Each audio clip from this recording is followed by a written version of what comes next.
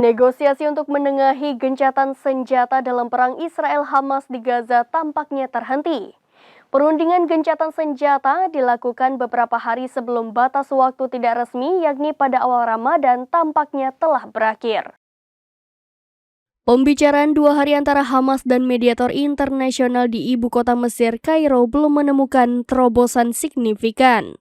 Hal ini setelah Israel menolak mengirimkan delegasi ke putaran perundingan terakhir. Bassem Naim, Kepala Divisi Politik Hamas di Gaza pada Rabu 6 Maret 2024, seperti dikutip dari The Guardian, Netanyahu tidak ingin mencapai kesepakatan dan keputusannya ada di tangan Amerika untuk menekan Perdana Menteri Israel itu ke meja perundingan. Sebelumnya Amerika Serikat, Qatar, dan Mesir telah menghabiskan waktu berminggu-minggu untuk mencoba menengahi kesepakatan antara Israel dan Hamas.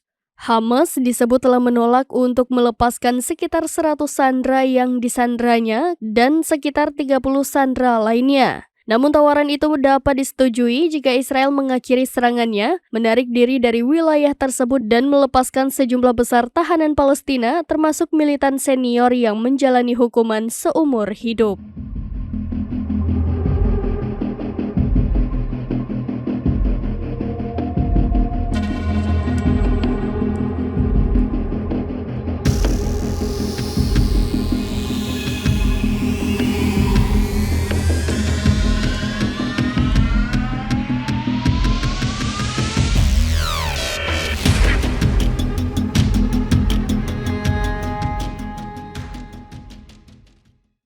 Demikian informasi terkini Syedaralun. Saksikan terus berita lainnya di kanal YouTube Serambi News, website dan Facebook serambinews.com.